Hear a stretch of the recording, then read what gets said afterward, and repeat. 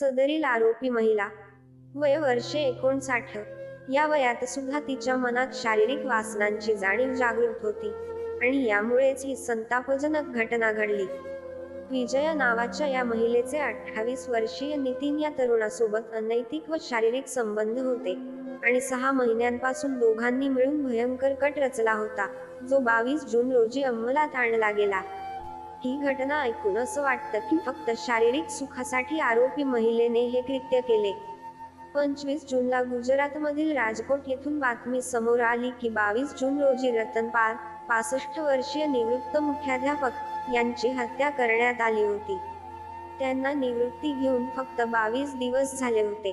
धक्कादायक बाब म्हणजे आरोपी विजया आणि तिचा प्रियकर नितीन रतन पाल यांच्या निवृत्तीची 6 महिने वाट पाहत होते, कारण त्यांना पुढचं आयुष्य एकत्र घालवायचं होतं। रतन पाल यांना मुले नव्हती, म्हणून त्यांनी आपल्या भावाच्या मुलासाठी 50 लाखांचा जीवन विमा घेतला होता। याच भावाच्या मुलावर त्यांचं अतोनात प्रेम होतं। पण आरोपी महिलेला मात्र तिचं आयुष्य नितीनसोबत व्यतीत करायचं होतं, कारण तो तिच्या शारीरिक गरजा पूर्ण करत होता आणि निवृत्तीनंतर नवऱ्याची गरज संपणार होती। त्याचं पेन्शन आणि खात्यातील लाखो रुपये हाच त्यांच्या कटाचा उद्देश होता। पोलिसांना आरोपी महिलेनं सांगितलं की रतन यांची आधी गळा दाबून हत्या केली, नंतर फासावर लटकवून एक बनावट सुसाईड नोट त्यांच्या खिशात टाकली, ज्यात लिहिलं होतं की संतान नसल्याने मी नैराश्यग्रस्त आहे आणि आता जगण्याची इच्छा नाही। हे पत्र पाहून पोलिसांनी आत्महत्या मानली आणि अंत्यसंस्कारही पूर्ण झाले। हत्या असल्याचा कुणालाही संशय आला नाही आणि विजया, नितीनचा कट यशस्वी झाला।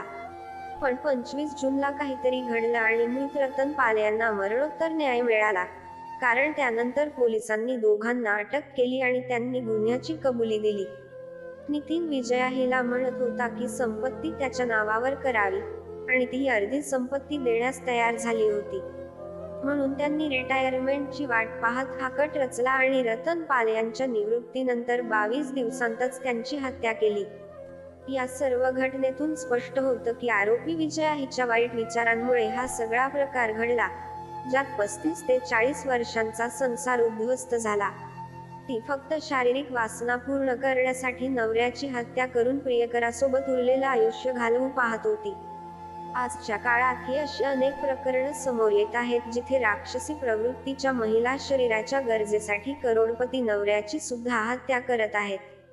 हा कसला जमाना आलाय, काहीच समजत नाही। दिवसेंदिवस परिस्थिती बिकट होत चालली आहे, म्हणूनच आमची सर्वांना नम्र विनंती आहे, पुरुष असोत वा महिला, अनैतिक संबंधांपासून दूर राहा। पतीला परमेश्वर, पत्नीला लक्ष्मी समजा आणि एकमेकांच्या सोबत विश्वासाने राहा। पाठीमागे घात करू नका, पाठीत खंजीर खुपसू नका।